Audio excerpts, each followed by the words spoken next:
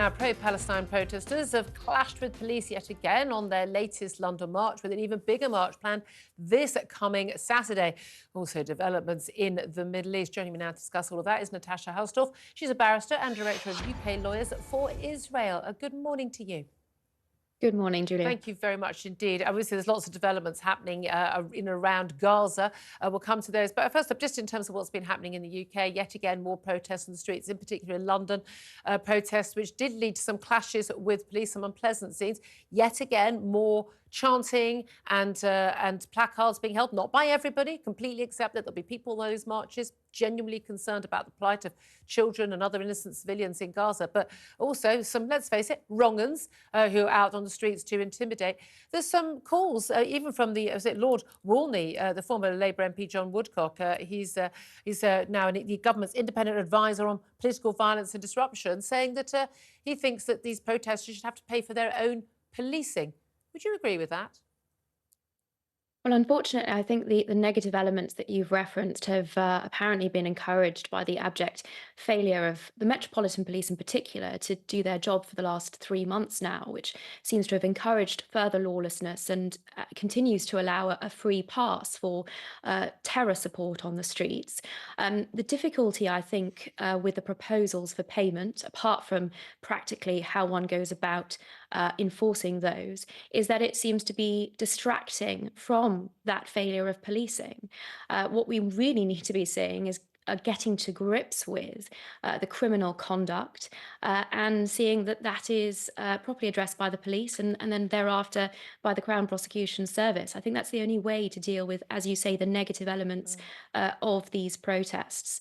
Now, of course, obstructing a highway, as we saw over the weekend, the obstruction of Westminster Bridge can be a criminal offence.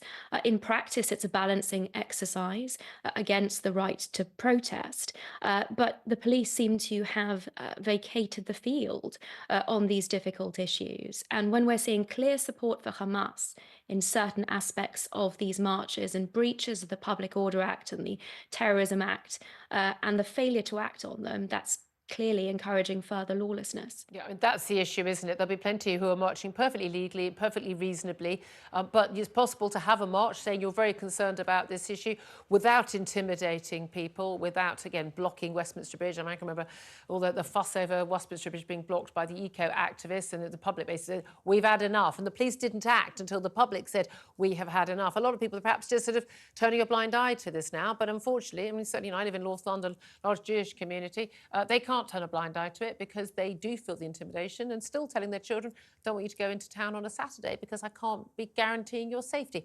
That is unacceptable in a democracy. Well, it's also unacceptable how much public money has been wasted on this situation. Reports of 28,000 police shifts, which are, of course, 8 hours in length, figures anywhere between 17 to 20 million. That's not possible to recoup from the organisations that are promoting these protests, not least because they've been refusing to cooperate with the police as they refused to indicate to the police the proposed route on Saturday. And so the Which they're latest required proposals, to do, when that's of part course, of the right of legal protest.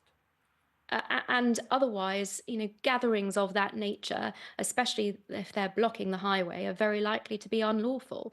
But the idea that we can simply charge the organisers for this, practically, I think, of course, it's a very different story to the arrangements that police engage with football clubs, for example, where there is a mutual agreement to the effect of contribution to additional policing numbers and expense.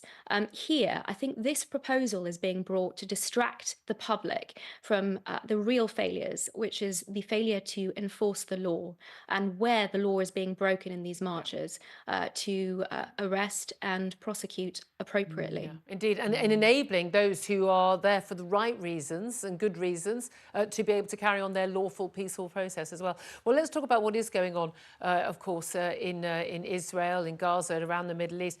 We had the Israeli Defense Forces saying they have destroyed deployed Hamas as a fighting force in North Gaza. Some talk, though, that they could still be in Gaza for, many months to come. Antony Blinken, the US Secretary of State, of course, still on his tour around the Middle East, trying to prevent this sort of becoming a bigger, wider conflagration with what's going on with Hezbollah to the north of Israel, but also, of course, in the Red Sea with the Houthi rebels and their attacks on shipping as well. We're 3 months and 1 day in from the 7th of October massacre. The IDF claim they've killed 8,000 Hamas fighters, but there are 30,000 estimated Hamas fighters. There's a very long road ahead. I mean, how many more civilians in Gaza are going to die? Well, the IDF have confirmed now that 11 out of the 12 battalion areas in the north have been taken out of commission, and more than 8,000 Hamas terrorists have been eliminated. But that does not mean, of course, that every terrorist in the north has been dealt with. It does mean, though, that Hamas, we're told, has no real organizational capability to conduct significant operations there. So it cannot run logistics or coordinate firing or exercise complex maneuvers. And it doesn't have control above ground level. But of course, due to the elaborate tunnels, the underground infrastructure, I think it's too soon to say that Hamas has been destroyed in the north.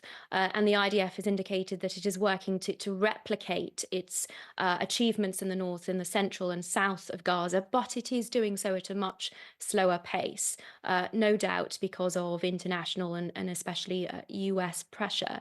But I think it's significant that every day we are seeing more terrorists surrender.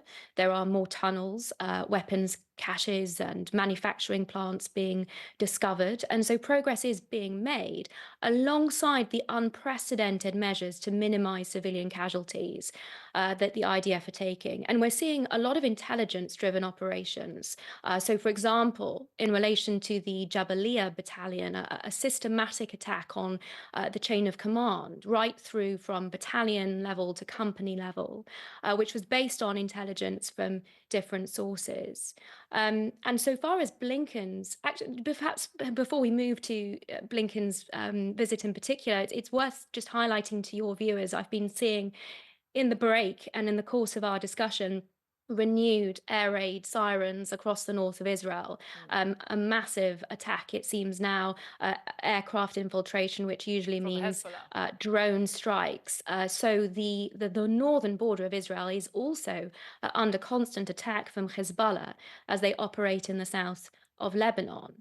And that's pretty significant when we come to assess Biden's visit, his press conference last night in Qatar, in which he focused on regional involvement and a commitment to ensure that the conflict doesn't expand. But in light of the abject failure of the region and the world to ensure that Hezbollah complied with the commitments after the Lebanon war of 2006, internationally approved commitments that there would be no Hezbollah forces below the Litani River, so the so-called Blue Line.